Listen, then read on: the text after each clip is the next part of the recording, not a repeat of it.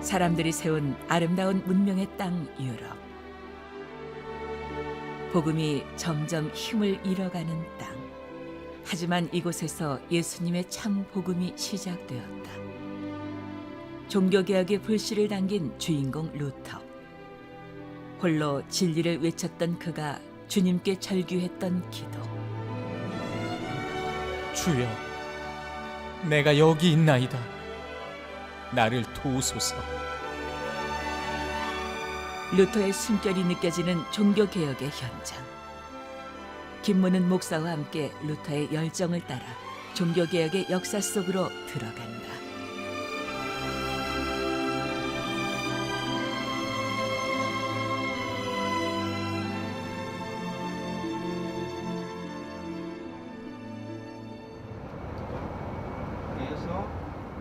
독일의 아름다운 시골 풍경이 펼쳐지는 곳. 바로 루터가 태어난 도시 아이슬레벤이다. 순례팀들이 루터를 향해 첫 걸음을 내딛는다. 루터는 엄격한 가톨릭 신앙을 소유한 가난한 집안의 첫째 아들로 태어났다. 이곳은 루터가 태어난 것과 그의 종교개혁의 업적을 기념하기 위해 만들어진 귀중한 곳이다.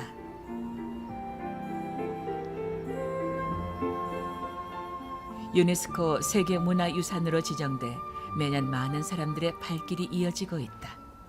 루터가 이곳에서 하나님 손에 굳게 잡혀서 종교개혁가의 삶을 살게 된 곳입니다.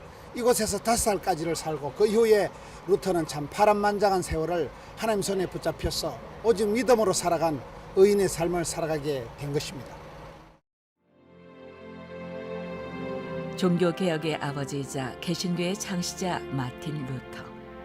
1483년 독일 아이슬레벤에서 태어나 아우구스티누스파 수도원에서 신학을 배우고 비텐베르크 대학 교수가 되어 신학을 가르쳤다.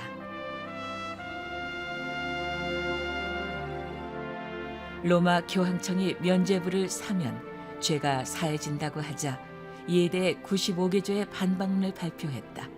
오직 성경으로 돌아가자. 그의 주장으로 종교개혁의 불씨가 당겨졌다. 그래서 루터는 가톨릭 교회로부터 파문당하고 독일어 성경을 번역해 개신교를 여는 주인공이 된 것이다. 루터가 종교개혁의 문을 활짝 열 수 있었던 것은 100년 전 순교의 불씨가 있었기 때문이다. 그 불씨는 체코의 종교개혁자인 얀 후스에게로 거슬러 올라간다. 중세 유럽의 고풍스런 풍경을 담고 있는 체코의 수도 프라하. 관광지로 유명한 프라하 광장에는 언제나 많은 사람들이 찾아와 역사 여행을 즐긴다.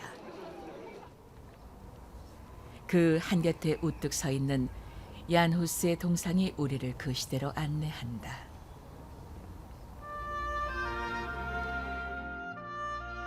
(1372년) 태어난 얀 후스는 프라하 대학교에서 신학을 배웠고 교수가 되어 신학을 가르쳤다.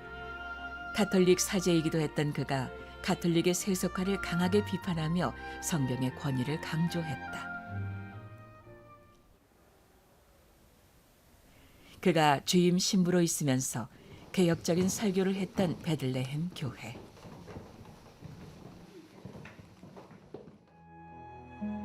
말씀이 유일한 권위라는 그의 주장은 당시 성직자들의 거센 비판을 받았고 야누스는 파문을 당하기에 이르렀다. 그래도 자신의 신념을 굽히지 않고 교회를 향하여 외치는 주님의 사자 역할을 감당하였다. 베들레헴 교회는 얀 후스가 이곳에서 신학대 학장을 했고 많은 공부를 해서 그 시대에 뛰어난 사람이었는데 로마 가톨릭의 옳은 부패상을 비판하면서 개혁적인 설교를 했기 때문에 결국은 미움을 받아서 화형을 당하게 되죠. 얀 후스는 이곳에서 많은 설교를 하고 존경받고 가르치는 학자요, 신학자요, 사제요, 그런 귀한 일들을 했습니다마는 얀 후스는 종교개혁의 하나의 선구자적인 역할을 합니다. 그리고 화형을 당한 이후에 나중에 태어난 마르틴 루터가 이 얀 후서에 큰 영향을 받고 종교개혁의 미끄럼이 되었던 그런 얀 후서가 사역하고 설교하고 가르쳤던 베들레헴 교회에 지금 와 있습니다. 마침내 그는 1415년 로마 교회에 의해 화형에 처해졌다. 자신의 이름이 거위와 비슷한 것을 빗대어 마지막 말을 남긴 야누스. 지금 당신들은 거위 한 마리를 불태워 죽이지만 100년 뒤에 백조가 나타날 것이다. 그의 예언 때문이었을까? 100년 뒤에 그의 뒤를 이어 종교개혁을 열어갈 마틴 루터가 태어난 것이다. 이제 순례팀은 루터의 젊은 시절을 만나기 위해 독일 중부에 위치한 에르푸르트로 향한다. 카톨릭에 있는 로마 교황 쪽에서는 두 가지를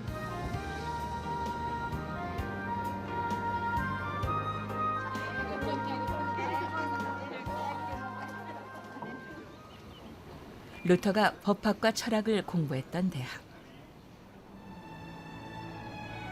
하지만 루터는 대학을 그만두고 주님의 부르심에 순종해 수도사가 되었다.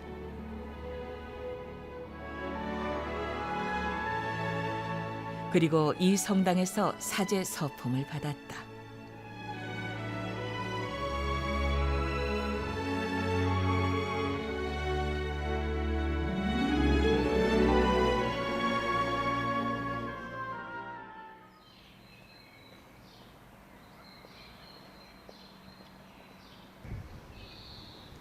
좁은 길을 따라가면 루터의 수도원이라고 불리우는 어거스틴 수도원이 나온다.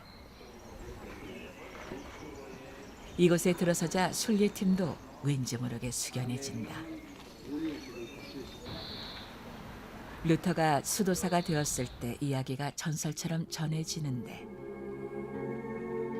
법학대학원에 등록을 마치고 돌아오던 루터는 천둥과 번개가 자신 근처에 내리치자 주님께 엎드려 주의 종이 되겠다는 서원 기도를 드렸다. 1505년 마침내 수도사가 된 루터. 금식 기도와 경건한 삶으로 주님께 가까이 다가갔다. 예수님의 말씀만을 따라 살려고 노력했던 마틴 루터. 그의 숨결이 아직까지 이곳에 남아있는 것 같아 순례객들은 자연스럽게 기도로 들어갈 수 있었다. 이곳에 와서 루터의 생각, 루터의 발자취를 따라가면서 이 시대 한국 교회에 주시고자 하는 메시지를 듣게 하여 주시옵고, 우리 교회가 가정이 날마다 새로워져야 되겠습니다. 이 시대 아버지 마음을 깨닫고 아버지 마음을 시원케 해드리는 교회 되게 하여 주옵시고,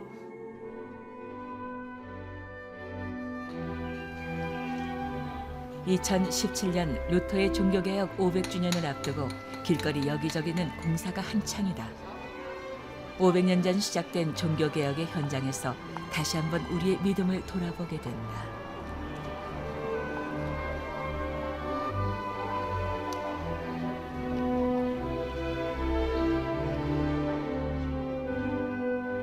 현대 우리 그리스도인들이 믿음 생활을 좀 더 새롭게 마음을 먹고 해야 되겠다. 어려운 환경과 여건 속에서도 하나님 앞에 진실되게 살고자 했었던 그러한 믿음의 선진들의 몸부림이 마음속에 많이 와닿게 되었고요. 오늘날 우리 그리스도인들이 세상과 타협을 하고 오염된 그러한 그 모습 가운데 있는 모습을 많이 회개하는 그런 시간이었다고 생각이 되어집니다.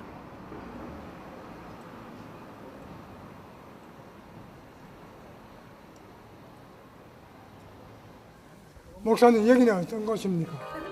여기는 토마스 교회입니다. 초창기에 종교개혁이 본격적으로 시작됐던 토마스 교회, 이곳에서 부처가 저 중앙 강대상에서 설교를 했고, 그때는 음향시설이 안 좋았기 때문에 성전 중간에서 설교를 했고, 또 제일 앞쪽에는 그 시대의 이 종교개혁자들을 아주 보호하고 끝까지 후원해 주었던 작센의 동산이 있는 그런 초창기 종교개혁의 시발지였던 토마스 교회에 와 있습니다.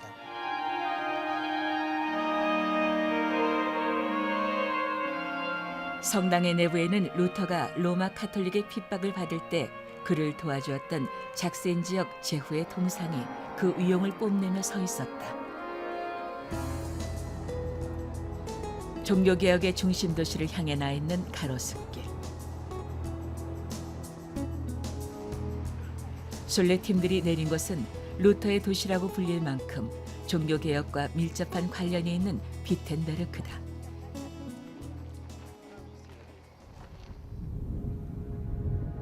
(517년) 루터는 성경과 멀어지면서 점점 타락해가는 로마 가톨릭을 향해 바로 이 비텐베르크 성문교회에서 정면으로 도전장을 던진다. 이곳이 바로 그 역사적인 루터가 95개조 반박문을 써붙였던 문입니다. 지금은 청동문으로 되어 있습니다만은 그 당시엔 나무로 제작된 문에 루터가 여기에 95개 반박문을 붙이고 그날을 10월 31일 종교개혁 기념일로 우리가 생각을 하죠. 루터도 그렇게 큰 파장이 일어날 줄은 몰랐는데 그 시대에 로마 가톨릭 교회가 얼마나 많이 부패했는가에 대해서 조목조목 적어서 이렇게 붙여놨는데 그것이 그 서류가 또 문서가 큰 힘이 있고 그 이후에 그것이 하나의 큰 계기가 되어서 참 그야말로 세계 교회가 새로워지는 종교개혁의 불씨가 된 거죠. 당시 로마 교회는 죄를 용서받고 천국에 가려면 면죄부를 사야 한다고 강조했고 루터가 사역하는 교회의 교인들조차도 면죄부를 구입했다. 로마 교회는 11세기에 있었던 이슬람교와의 십자군 전쟁으로 재정이 부족해지자 이를 채우기 위해 성경을 왜곡하기 시작했다. 또 바티칸 궁전을 짓기 위해 많은 예산이 필요하자 급기야 면죄부를 팔기 시작한 것이다. 돈 상자에 동전이 딸랑하고 떨어지면 연옥에서부터 영혼이 자유를 얻는다.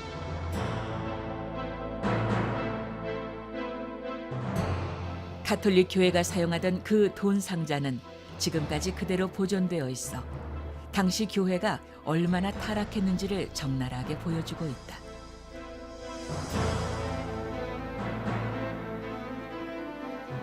루터는 이런 부패한 형태에 맞서 예수 그리스도의 은혜만이 죄를 용서하고 구원한다는 메시지를 담아 모든 성직자들을 향해 95개조의 반박문을 붙인 것이다.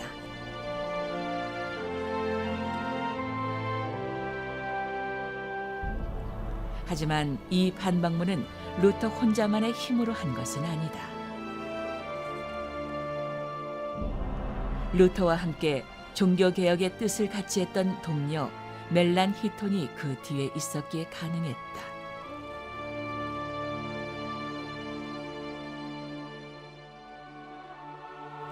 (95개조) 반박문 때문에 마침내 루터는 로마 교황청으로부터 파문장을 받고 말았다.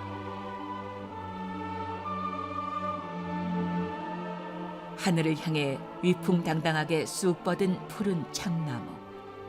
루터는 그 파문장을 불태운 후 복음의 진리를 대신해 이 참나무를 심었다.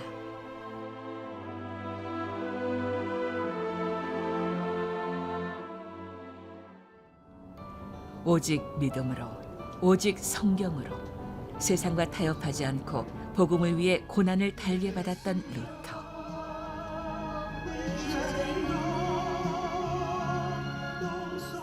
종교개혁 정신을 묵상하는 순례객들이 찬양 속으로 깊이 들어간 사이 어느새 다음 목적지에 다다랐다.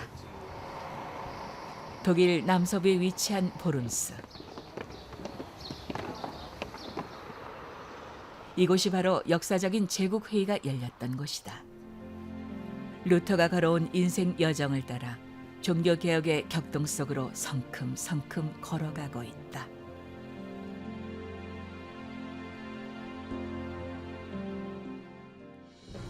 파문장을 불태우고 곳곳에서 신학 논쟁을 벌였던 루터. 파장이 커지자 선제오들과 황제 카를 5세는 제국회의를 소집해 루터를 소환했다. 성난 성직자들에게 둘러싸여 있는 루터. 그는 이곳에서 자신의 믿음을 지켰다. 루터는 진리를 위해 목숨을 걸고 무거운 한 걸음 한 걸음을 옮긴다.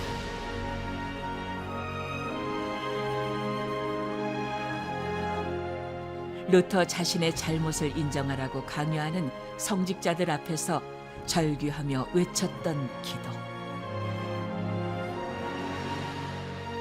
주여, 때가 여기 있나이다. 저는 다른 것을 할 수 없습니다. 나를 도우소서. 그의 사명이 아직 끝나지 않았기에 그의 생명은 꺼지지 않았다. 오히려 종교개혁의 불씨는 더욱 타올라 세상을 밝히고 있었다.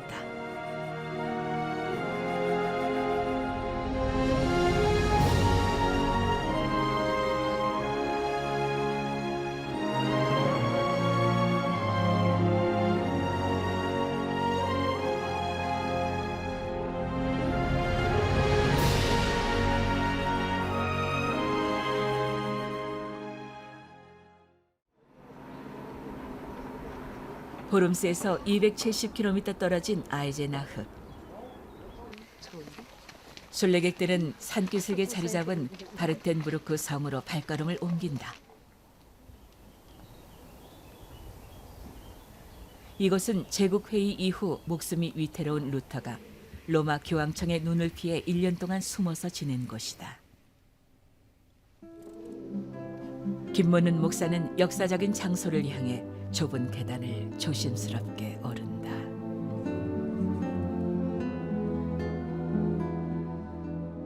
루터는 이 방에서 오직 말씀으로 돌아가야 한다는 신념으로 신약 성경을 독일어로 번역했다. 루터의 서재, 여기서 성경을 신약 성경 전편을 번역을 한 곳이기 때문에 이것이 종교개혁 역사에 큰 역할을 하게 되는, 말씀으로 돌아가고 말씀을 사람들이 읽게 되고 그런 변화의 역사가 일어난 시발점이 바로 루터가 성경을 번역한 바르트성의 루터가 성경을 번역한 방입니다. 진리를 향해 열정이 넘치던 마틴 루터. 루터는 이 좁은 방에서 공생애의 길을 걸으셨던 예수님과 동행하며 신약 성경의 한자 한자를 묵상하지 않았을까. 루터가 고난 가운데 있었기에 예수님의 진리가 더욱 아름다운 독일어로 번역될 수 있었을 것이다.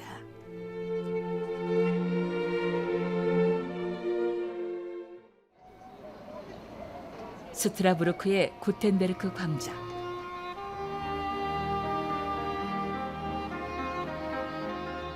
여기는 스트라스부르크에 있는 구텐베르그 광장입니다. 이 스트라스부르크에서 구텐베르그가 금속활자를 이렇게 해서 유럽의 종교개혁이 확산되는 결정적인 역할을 하게 됩니다. 이 구텐베르크 광장에 있는 구텐베르크 동상인데요.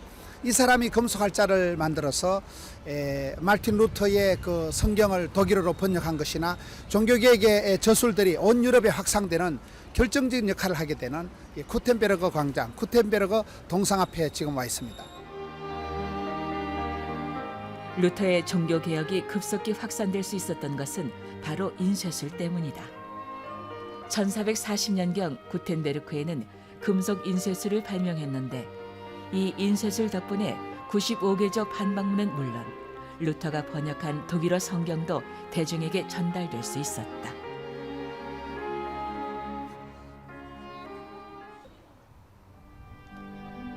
루터 인생의 35년을 보낸 루터 하우스. 젊은 시절 수도사로 살았던 장소이기도 하고 가정을 이루고 살았던 보금자리이기도 하다. 이곳에서 종교개혁을 꿈꾸었고 유럽에서 몰려온 학생들에게 종교개혁의 정신을 가르치기도 했다. 바로 루터의 숨결이 살아 숨쉬는 종교개혁의 박물관이라고도 할 수 있다. 여러분, 이 방이 루터가 사용하던 방입니다. 그러니까 500년 전에 이 방에서 루터가 생활을 했던 그런 방이니까 얼마나 중요한지 모릅니다. 루터의 500년 전에 숨결이 느껴지는 그런 방입니다.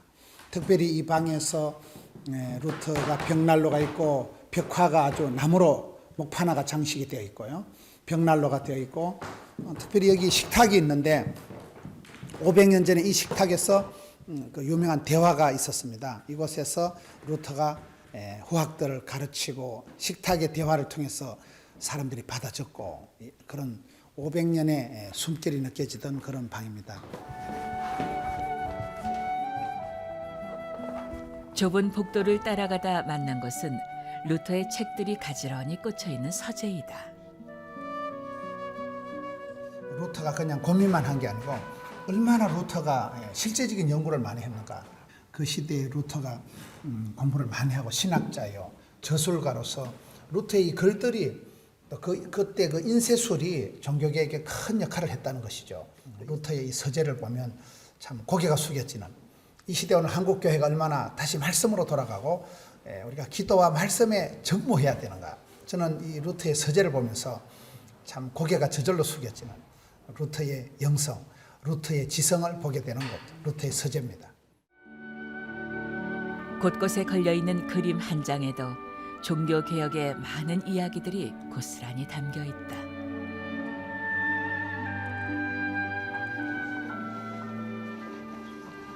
가파른 계단을 조심스럽게 오르내리며 기도했을 루터를 상상해 본다.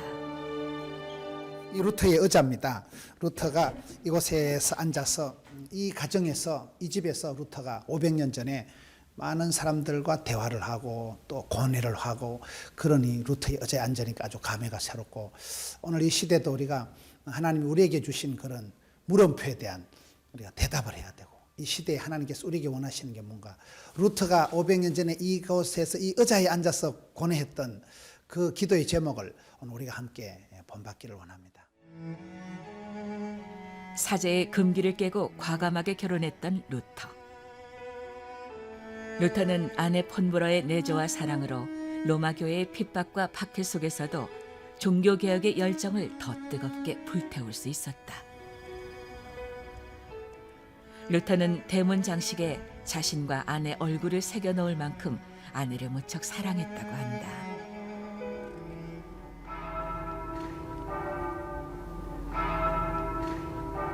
루터의 집의 정원입니다.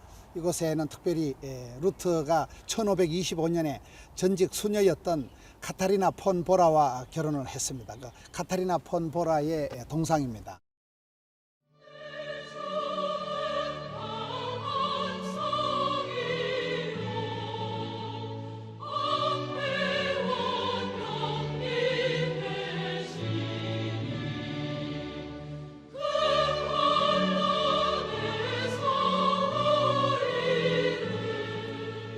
이 찬양은 시편 46편이 배경이 된 루터의 믿음의 고백이다. 1529년 또다시 종교 재판을 받아야 했던 루터. 재판장에 서는 바로 전날, 그는 주님께서 승리로 이끄실 것을 확신하며 이 찬송가를 만들어 불렀다고 한다.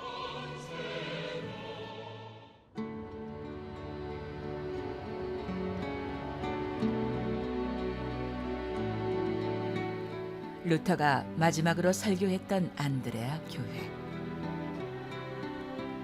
아직도 그의 열정적인 목소리가 들리는 듯하다.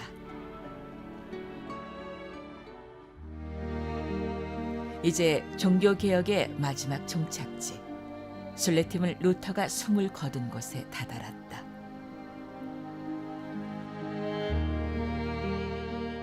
종교개혁의 선구자 루터는 이곳에서 조용히 눈을 감았다.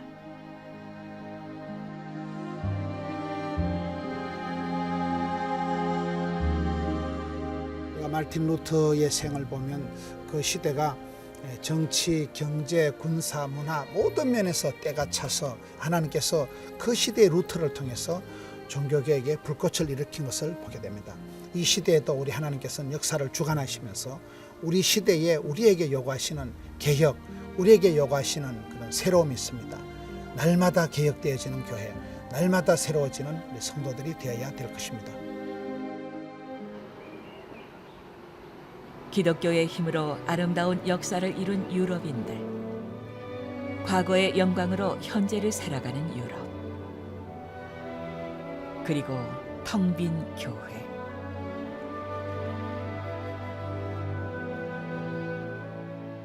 루터의 흔적은 있지만 정신은 사라진 이 땅에 진정한 종교 개혁이 다시 일어나길 기도한다.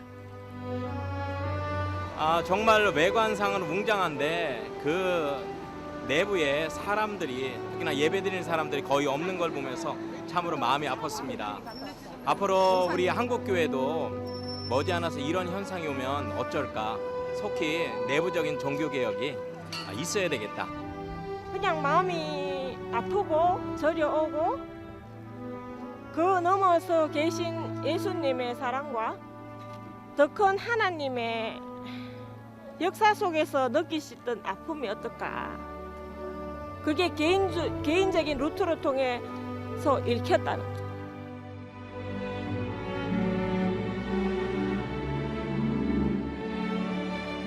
거대한 종교의 권위보다 진정한 성경의 권위를 주장했던 루터.